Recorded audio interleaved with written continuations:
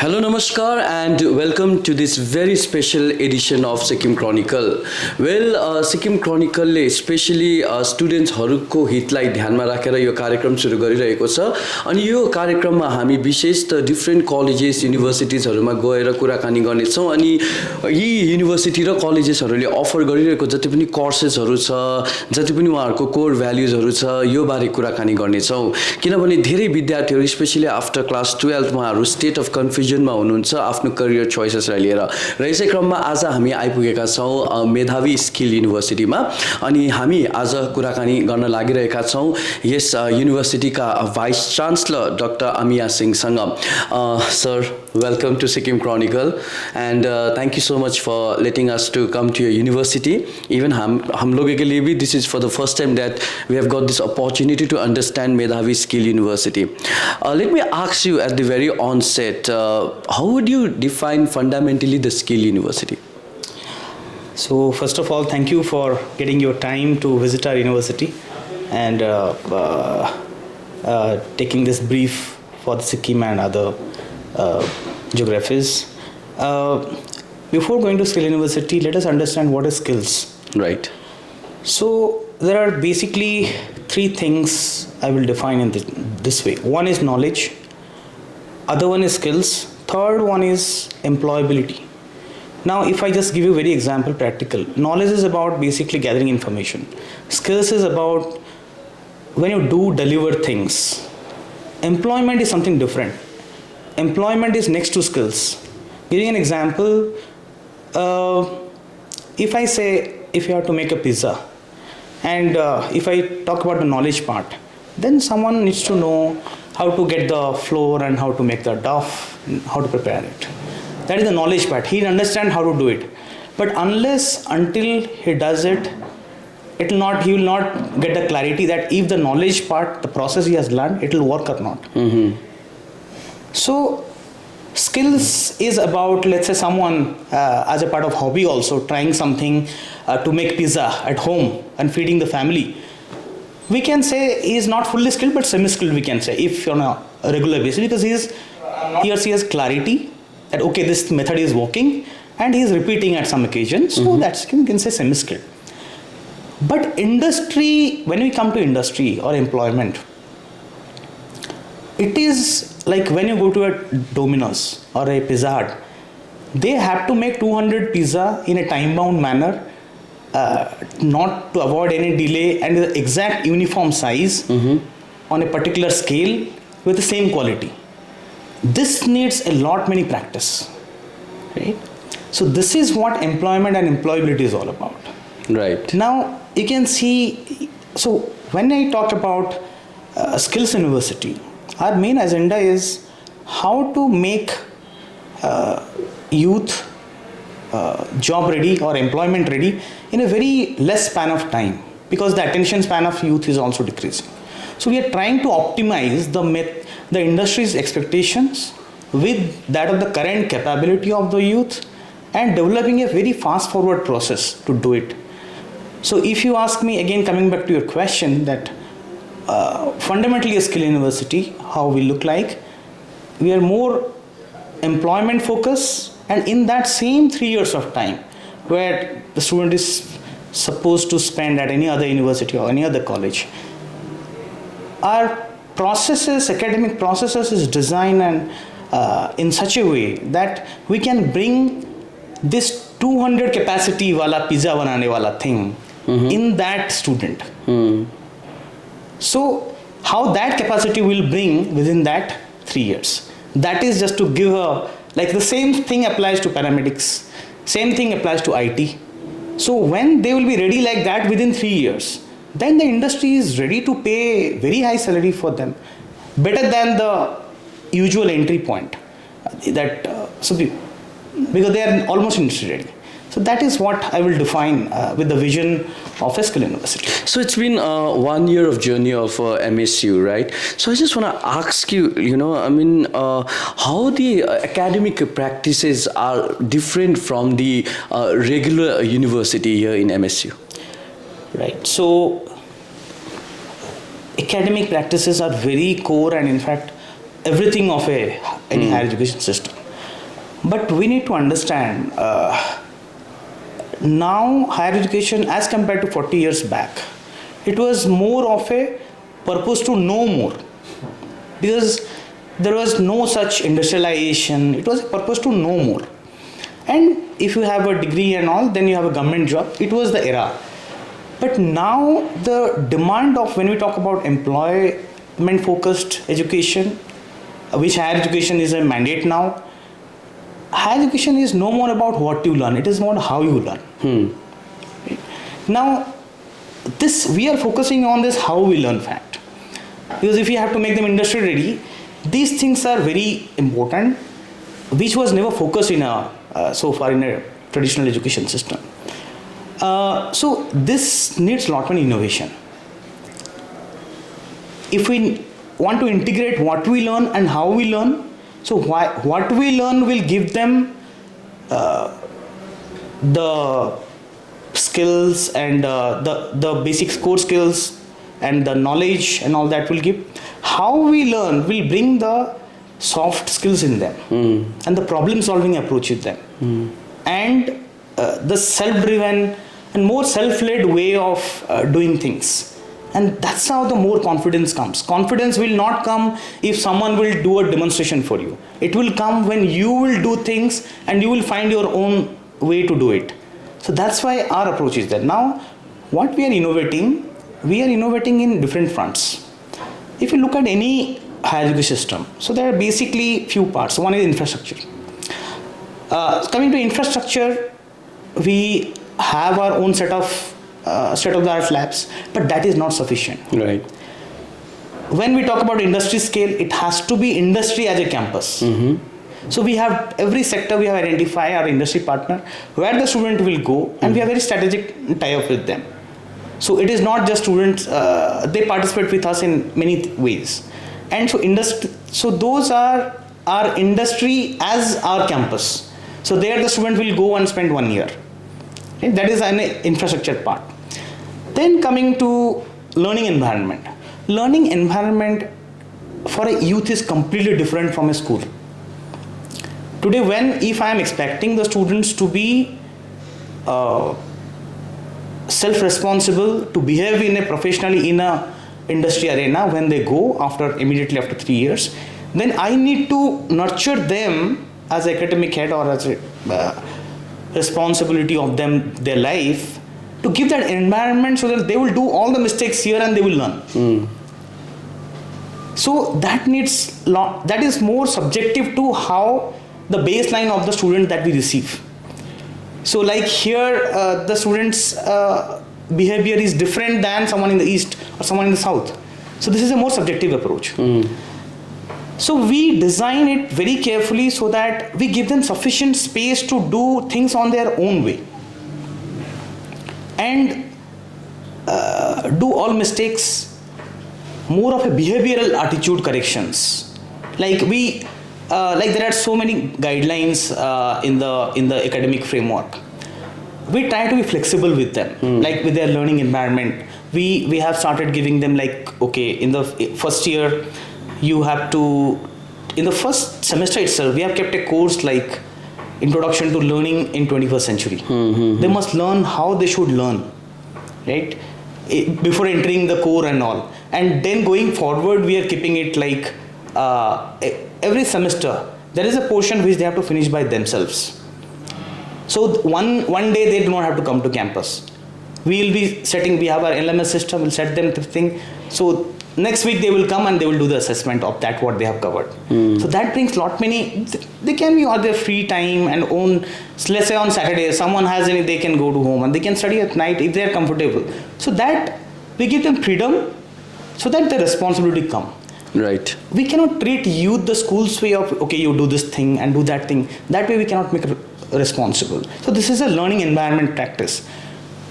Giving them digital tools, Now we are planning to give everyone a tab and all, so that they will be very digitally handy. Assignment, submission, they should be everything they should be doing digitally in a classroom. Absolutely. So I remember we growing as a student had very less options when it comes to career choices, unlike present students, because I think it's very diverse now when we talk about the career. Skill University being one of them. So I just wanted to understand in a more simpler form. What are the programs you offer basically in MSU? Now, before answering that, I want to add one thing: how we decide on the programs. Right. Now, when we decide, because as a responsible education system, we need to be careful, because this is more like a software. The students, if they complete degree in India, they do not dare to come back and change that. And it's more like, even in a marriage nowadays you can do divorce, but in education you cannot do. It's like you have to carry it. Especially in a middle class and lower middle class, they do not dare to change it because of many social restrictions, and then they stay frustrated. That's why to assure that our programs are more futuristic, we do many skill gap analysis. Desktop driven. I can say we have a team who do the research on LinkedIn, Naukri, where the trend is going. So it's more like the demand supply gap, right? So where the demand is trending, like in IT, where the demand is heading, in paramedics, where the demand is getting, and if they are accepting freshers, then what are the years of experience they are asking? 2 years, 3 years, 1 year, what is the salary band they're giving? So based on all these things, we are taking a call which is the program we should do. So the intensive R&D we do, and then after finalizing the tracks, we have to also identify in which track which programs we should give. For example, if I talk about let's say in some programs, diploma, current market demand, the salary they give to diploma students and a BSc student is not much difference. That is the industry pattern. We cannot change that. So in that case, we keep diploma program, because otherwise the expectation of BSc will not be satisfied. So where there is a BSc will be more satisfied in their career journey and finding it aspirational, we are designing that kind of program. Okay. So considering all this thing, then we come to the program. So currently we have School of Paramedics and Allied Health, where we are offering medical lab technology, radiology imaging, optometry, emergency medical technology, and we are also starting operation theatre technician, physiotherapy, and food technology. We are also starting in our West Sikkim campus, industrial microbiology. So all these which are more relevant in paramedics. BC also we are starting cloud computing, software development, full stack development, all these categories. Hospitality, we are taking a hotel management course to a different level, more industry integrated approach. Commerce, we are taking more market centric approach. Professional accounting, like tax practitioners. There is so much freelancing opportunity, and these are very northeast centric also. Like someone wants to also stay in Sikkim and they can take BCom and BCom in professional accounting. There's so much of, if they get certified by the end of third year, they are certified, they can be certified practitioner. Right. So this is the approach we are finalizing the programs, and these are the areas we are operating. So we know that curriculum designing is very much dynamic in a present context, right? So how do you ensure that your faculties are in align with the curriculum? So this is the biggest challenge, I must say. Designing a curriculum. Now I will divide this question to two parts. One is curriculum design, and the next is the faculty part. See, today, it's very painful to see that many higher education, this is just a copy-paste format of curriculum going on. If you look at today, you pick at a traditional, even the leading institutes that are offering, it's the same style of curriculum that is floating in 20 years back. Now, curriculum is a software for an academic program. We cannot be so curriculum development is a very core to our strategy. We spend many time observing what pattern it is going.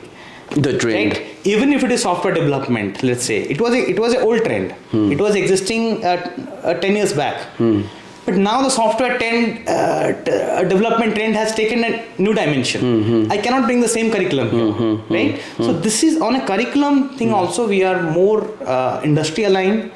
What courses we need to, it is more outcome oriented. So like if I take, it's a reverse engineering approach. If I have to, by 3 years, I have to make the student job ready as to meet my industry demand or industry partners demand, then I have to think what they have to reverse way, what they have to they should be ready by second year. What they have to ready by third year, what they have to ready by second year, what they have to ready by first year. And if they qualify to be at the origin, if there is a gap in the origin, then I have to bring a foundation there to bridge and bring a equivalent start for everyone. So this is how we think of the curriculum in the same way, and which we do lot many redundant exercise to remove what is already existing and which are no more a part of the relevance. And where there is some conceptual thinking, it's not like that all the old is not good. So we have to also give the basic foundations. Right. So there also we very sensitive to keeping those facts. And so this is a kind of balance making think of the curriculum part. Now coming to faculty. Faculty are very key too, just like a software. Now we need advanced hardwares to make your purpose more successful. Faculties are more integrated for that. We have a mandate that we hire faculties from industry with academic. They have a mandated industry experience. Even compromise in academic experience is acceptable, but compromise in industry experience is not acceptable. But do you get of this qualification? Is that possible? Yeah, so that's a challenge, as I said, because this is something new we are doing. I think I must say we are doing a lot, 1 year of work on this, how to get such faculty who are in industry, convincing them and telling an academic dream to them actually, that how their contribution can bring so much transformation in an area like Northeast. And I'm very happy to say that people from industry, they are finding it very aspirational, because industry, they now want to contribute back to society in their learning, whatever they have gathered. And when they join, we train them how to deal with academics. And I think when you know the skill and you have already the basics of yours, dealing with academics, it's just about pedagogy and the way to delivery, and they have, I think, less to unlearn. And even if we have people from industry with academic experience who have taken that path earlier, and they are also happy. Let's talk about the deliverance. What is the practices MSU, adopts to ensure the approach of delivery? So, in the part of delivery is a very critical phase for us, because that goes to the end user. Yes.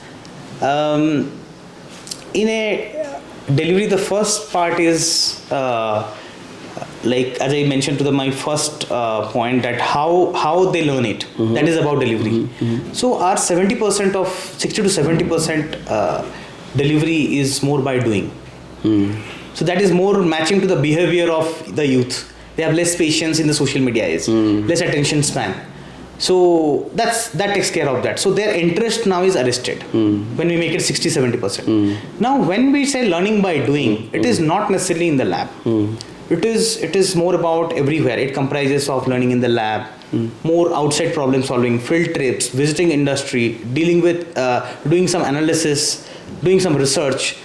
So that is one part. Second part is we practice many peer learning, group problem solving activities. That also keep them engaged. In the delivery part, we have a LMS, completely tech integrated Android based app, where let's say someone stays absent for some reason or health issue or something, he or she should not be excluded. So the recording version of the class or the content are already available with them, so they can also learn on their own and be a part of the assessment and all. Continuous assessment is a very key part of us. Assessment has been always a pressure. Examination is a pressure on students so far. We have a policy of continuous assessment where we clearly say that you focus on learning, and every day what they do goes into assessment. So for that we have technology integration, quizzes, assignments, and now you can see we have done an innovation that the last external part, 30 marks, they have to face a skill challenge.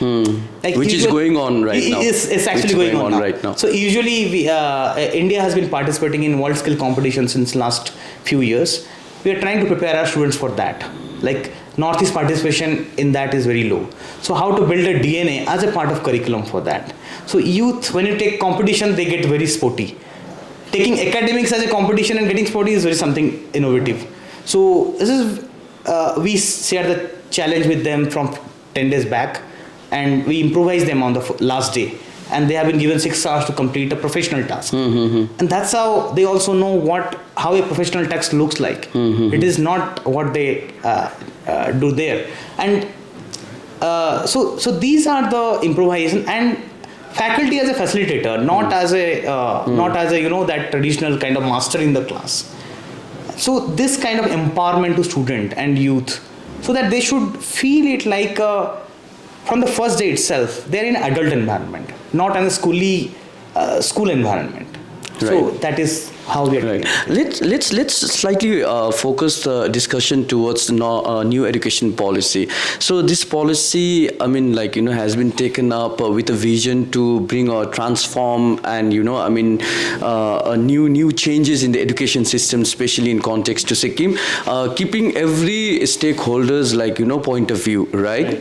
So much of discussion, deliberations, and I just wanted to understand how MSU, especially Medhavi Skill University, practices in aligned with the new education policy, because some of the structures which you mentioned definitely goes in tandem with NEP.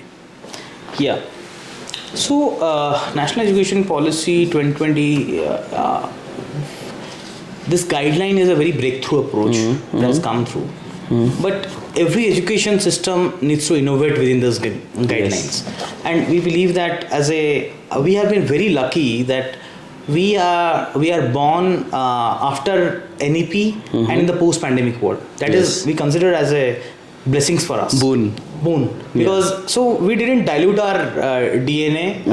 Even the draft guideline of NEP has come. We started to fix the curriculum from the first batch itself. Right. Even I believe, I'm not sure how this claim is right, but I think we are the first university in Northeast to start this curriculum from the very first batch in 2021.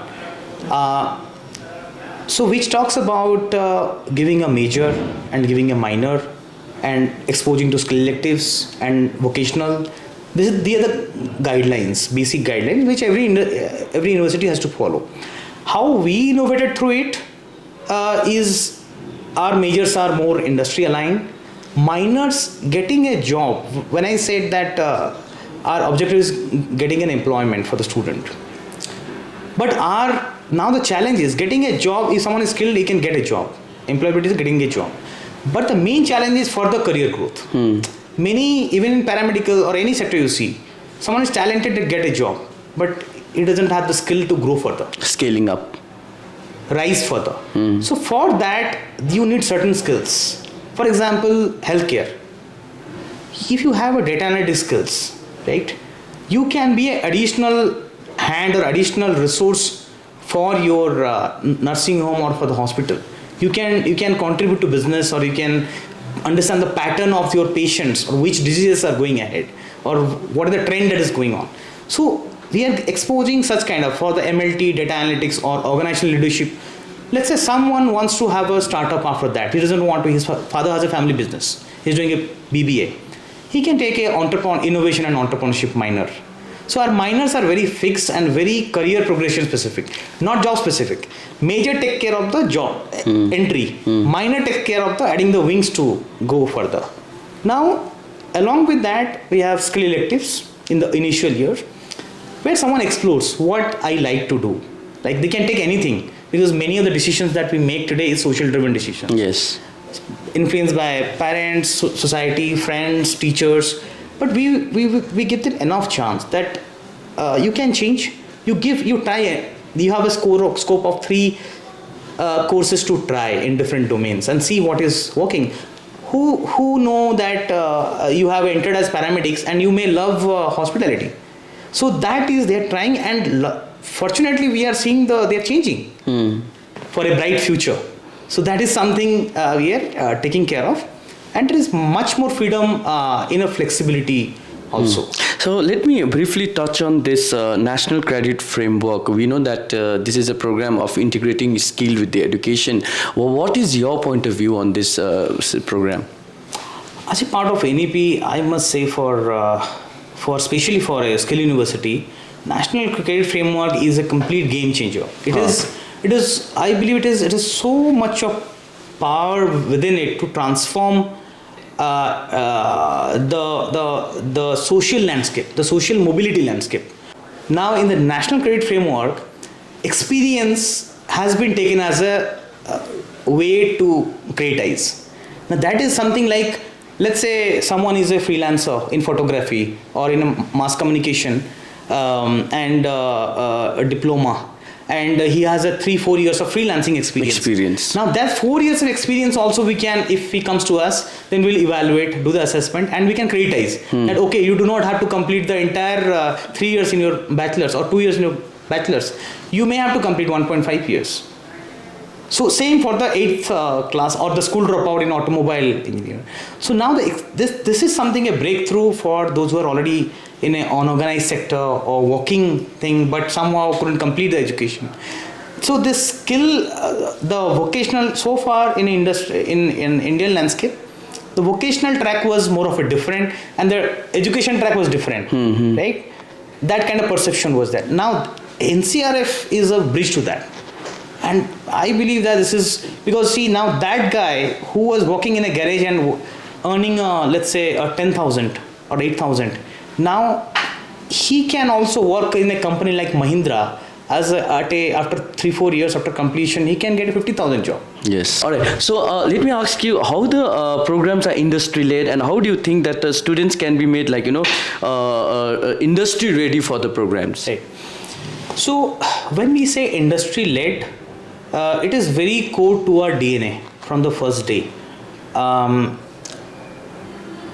So it comprises of many things. It comprises of aligning the curriculum to industry, specific domain specialization.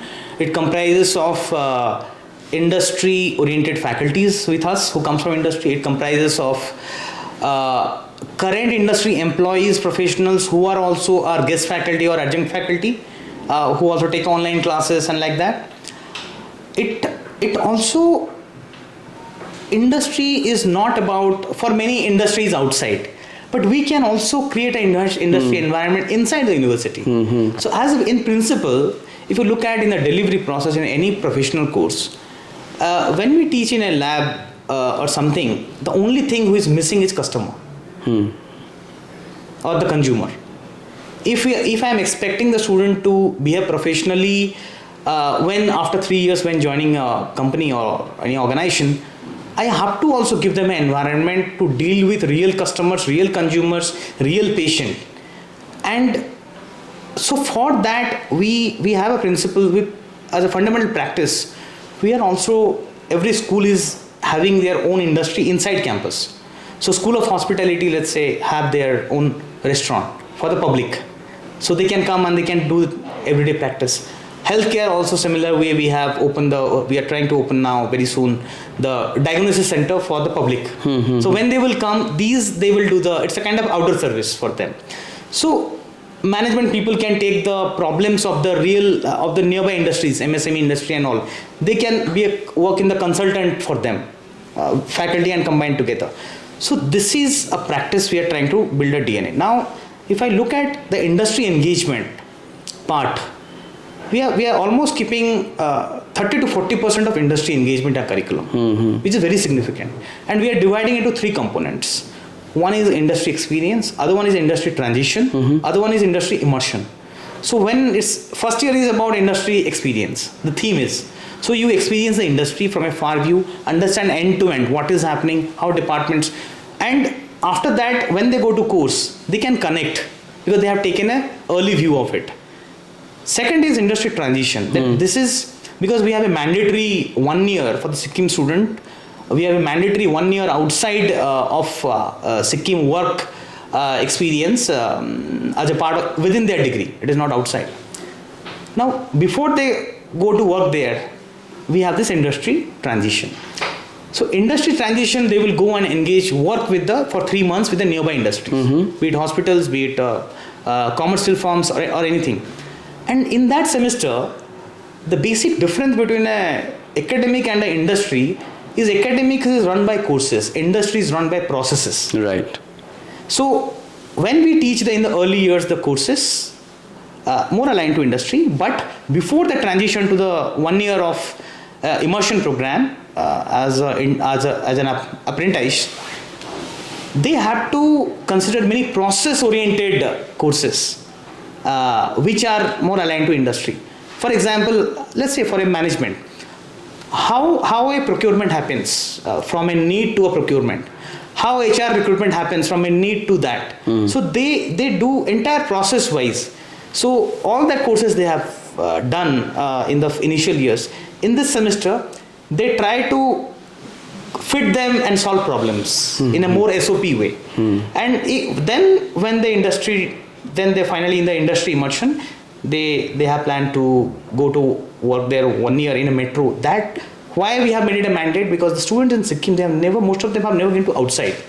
They have most come from a remote area and they have not a larger view of exposure. So we are making it a mandatory as a part of Skill University that you have to work and go there. It is not exposure. It is it's an immersion. 1 year they have to sustain themselves in an industry. The life skill will come. See, today what is happening? I have seen even 9 very good scoring students, very talented. They are going and getting placed in metro and coming back because they are unable to sustain in their life. So this is a failure of the parents' investment, effort, our effort. So from that point of view, it is very important that we should make it help them face that life also, life skill part. So when they will manage their life for a 1 year and understand the pressure of that, then I think this is something they can handle their life forward. Today, that fresher culture has already finished. Even a startup is also hiring 1 year experience. Now that is why the 1 year mandate. So when they pass out, they have 1 year of industry experience minimum, and they know how the problem solving.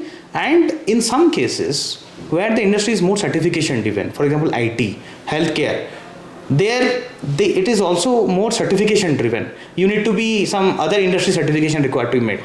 We are trying to also make it a compulsory industry certification as a mandate. So by the time they pass out, they have to, for example, all paramedic students, they have to complete basic life support, BLS, SELS, these certifications, so that their value at the industry will be more. Yes. So all these things, we are putting it as a package, not in the final year. So tell us about your innovative programs in the future.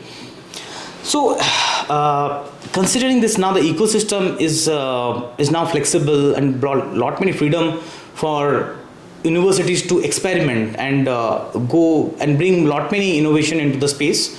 What for us is Skill University, as our focus is very clear on industry and employment. Only on one category we are focusing on the apprenticeship embedded degree program, where we are already implementing. So for the entire 3 years, the student also spend at the industry from day one. So our hospitality hotel management program is going on in Delhi and in the 5-star hotels, where we are taking class there in the morning and there also. So this is also on a pilot phase. So this is one category where the student is earning every month a stipend from day one, and the selection is done by the industry, and they have an offer letter from day one that which position they are going to join after they complete the program. So this is, I think, a kind of breakthrough for the students who otherwise couldn't afford. So every month from their stipend, they can contribute a portion to their program cost, and that's how it's so inclusive. And there the program is degree with 3 years of experience. Second is, our aspiration is more on professional certification kind of program, because now the industry technology is changing so much that every sector is changing, and be it professional or the graduates who are passing out from any other university, they need finishing skills. So there we are going with certification kind of program. So we understand industry, and we know this coming from other colleges, the students. So we'll work as a bridge between them. So any graduate will come and complete a PG diploma with us or a certificate kind of program, and we'll take charge of their placement. So that is also one which is very aspirational for us. Third is we are also focusing on entrepreneurship and supporting the community and designing our course towards that. For example, in West Sikkim, we have developed a course, as I just mentioned, that we are also a second university, private university, as an awarding body to NCVT. We are developing very customized courses for Sikkim also. Like we have developed a course in large cardamom cultivation. Agri-based. So there, because West Sikkim is there doing farming, but they are not getting more yield. They are facing challenges in managing that, getting not proper cost. So we are designed a course which can be used by anywhere in India, and we'll train them on how to do the interventions too. So these are more community-based courses. So this is actually, we believe that it should be a basic responsibility of every university to not just to contribute also youth. Along with youth, it should also go to anyone can learn and at any level, be it a mother who is working or doing some we are also developing things for homestay owners. Operators. Homestay owners. We are developing a BSc AEDP program in tourism. So they will, every semester they have to bring improvise in their homestay. So it's a more link to entrepreneurship. They will come to university for 2 days, learn things, and it's a cohort kind of. They will go and apply that skill like in the hygiene improvement, digital marketing, commerce management, and all these things. And they will come back and every week we'll check how they have improved. So this kind of space we're trying to work. It was absolutely pleasure talking with you, and as what I can say is, like, after interacting with you, I can say like MSU is really working towards the holistic approach, like, you know, when it comes to, like, you know, developing not only the academic skill of a student, but, like, you know, to work on the holistic way. So thank you so much for talking with us. उहाँ हुनुहुन्थ्यो the vice chancellor of मेधावी skill university, अनि yes university बारे अझ तपाईले जानकारी लिन छ भने माथि पोस्टमा दिएको वेबसाइटमा तपाईले भिजिट गर्न सक्नुहुनेछ अथवा फोन नम्बरमा पनि कल गर्न सक्नुहुनेछ। यो हाम्रो सानो एउटा प्रयास थियो हजुरहरूलाई यो डिस्कसन ल्याउने एन्ड टु अन्डरस्ट्यान्ड मेधावी skill university much more close. Thank you so much for watching, and this is Nirmal Singh good by with Ashish. Thanks for watching.